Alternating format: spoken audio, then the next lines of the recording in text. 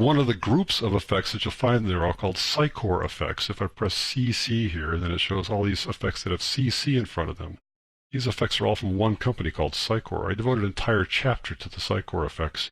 I'm going to show you one Cycore effect called Particle World and several instances of it. So these are 6 different instances of the particle world in action here. First one here, look at this guy. That's one way to do particle world. Another way is like this. Just one effect is all this is.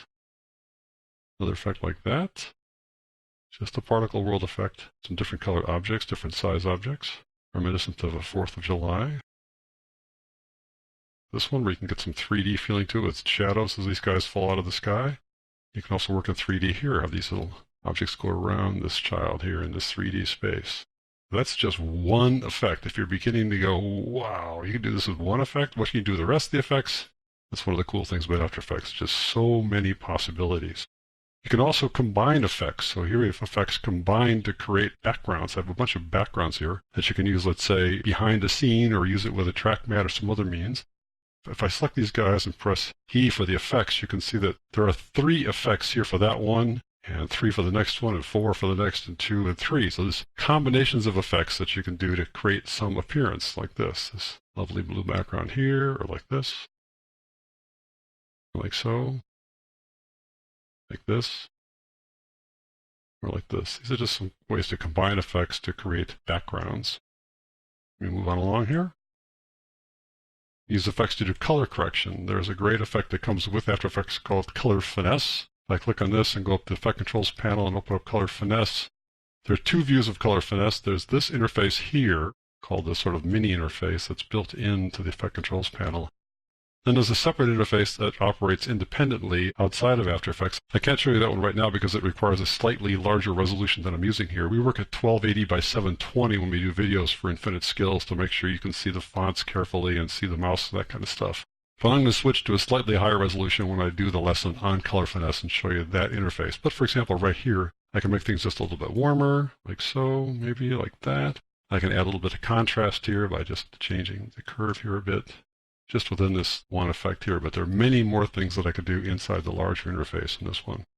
Something called parenting. Parenting is a way to control motion besides using keyframes the way we did in that first thing with the fish. You can use another way to control things by parenting, having one layer control another one here. So I've got the right foot here. If I select these guys, I go right foot and right calf and right thigh and show you the rotation for those guys. If I want to change the rotation for the foot, for example, I can rotate the foot like that. If I want to try the rotation for the calf, it would be the calf like that. Notice how the foot is attached to the calf. And if I want to rotate the thigh, then the thigh controls the calf as well as the foot. So I can operate all 3 things independently, but they always stay connected. And I do that because of parenting. You can tell they're parented by looking over here on the right-hand side. The right foot is parented to the right calf, and the right calf is parented to the right thigh. And I think you get a sense of how that works. Expressions are another way to control layers. We have one layer controlling another, or a mathematical formula controlling one another. If I show you those guys, I have the minute hand is the thing that drives everything here. Open that one up and I have rotation keyframes for that. There's a couple of keyframes there. Let's rotate the minute hand at a certain rate, a certain number of times throughout this 10-second clip. But I want the other guys to operate off the minute hand. So the hour hand runs at 1/12 the speed of the minute hand. So I use the minute hand to drive it, then I divide it by 12. And the same kind of thing goes on for these various gears behind here in terms of how they relate to the minute hand, and then also to the hour hand sometimes, because it's like one thing controls another, which controls another. So that's expressions, and that's how these things all work together, just like that. See everybody working together. This whole scene is set up in 3D space. This is not a flat space. These guys are going to walk through 3D space where some trees are off in the distance and some are in the front. This is different than the first one with the fish. These guys really are in 3D space. And you get a chance to see this as you pan across the scene. But before we do that, let me just show you a different view here so you get a sense of how this thing really looks. There they are in 3D space here. If I tilt around a little bit, you get a chance to see that there's some trees up front, trees in the back, sky off in the distance, one kid here, another kid in the background. This gives you a sense of how it's all put together. So let me show you how this thing really is going to look to folks when you're done with it. Go back to what's called the active camera view. We'll just play this. You get this kind of parallax as you go across. The trees in the front move more than the trees in the background, as you'd expect in a 3D world like this. There we go. Got some drop shadows going along the way. It's going down to 2D text in 3D space. We have flat text here in this 3D world, how they pop out of the ground there. And we have this light here that illuminates things. It kind of moves across the scene there like that. You can have objects not only throw shadows, but you can have them throw the color from the object. I've got a light behind it throwing light through here, and then it throws the color on the ground. Same thing with the two trees in the background there. Not only can you illuminate something with lights, the lights can go through them and throw the color on the ground as opposed to a shadow on the ground. Here you get a chance to see that too from the sides. You get a chance to see how this thing's laid out. You got these lights here, 3 lights, and the text there, and the ground on the bottom, and all those various reflections and shadows. You can also make 3D objects, 3D text, and 3D shapes. This is a true 3D object here, which started its life as just standard flat text, and then we extruded it to this look like that. You have 4 colors there. You've got a color for the front, color for the back, color for the sides, and a color for the bevel there. We have a light shining on this so you can see a little bit better. We can also do this as shapes as well.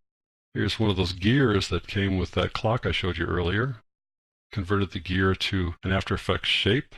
Did the same kind of thing. I extruded it, beveled it, and gave it all different colors here, and we can rotate that in space. And we have a light shining in that as well. You can track motion in After Effects. You can tell After Effects, look at this kid's face here. I want you to follow this kid's face and make keyframes for that motion so I can attach something to it. So this child is moving along there on his bike. What I want to do is I want to put some text on him so the text follows his motion. So we use After Effects to track that motion, take the keyframes created by that tracker, and then apply them to text like so. So now the text will come on like that. And we'll follow him right along. Notice how the text gets larger as well. And then it fades out there at the end when I drop the opacity on it. You can also do what's called 3D camera tracking. This is a scene that did not have stained glass windows on it to begin with. It just looked like this. Then I use the 3D camera tracker. If I click on this and click on camera tracker, you see little itty-bitty marks showing up. Probably won't be able to see them too well, but there are little dots in there. And if you hover your cursor over them, you get this target. Use this target as a way to decide what kind of surface you're going to apply these things to. So I decided I want to apply some stained glass to those little flat areas there as opposed to curved areas like that. So I applied stained glass windows to those 3 places like so, and now it'll follow the building because of the camera tracking. I'm not tracking the motion, I'm tracking the way the camera behaved. The camera here in this case pulled back, which you'll see in a second. It's working pretty hard here, so we've got to kind of just drag through it. But you see how those guys stay attached to the building? Pretty amazing, really. Let's go on to this next thing, the last thing. We use the 3D camera tracker as well to track motion in here because we pan across here, or we actually truck across here, and as we move across the scene, it'll identify objects in the scene, allowing you to attach things to those objects. And so here I attach this text to those objects, and notice the text has drop shadows on it too. They have what are called shadow catchers here. You can not only attach the text, but you can have the shadow catchers operating underneath them like that. Pretty amazing. And of course, I could have other things besides text there, but text is relatively easy to add to this. So that is kind of an abbreviated look at most of the features I'm going to cover in this course on After Effects. My guess is you are now primed to dive into this program and learn how to do all this cool stuff.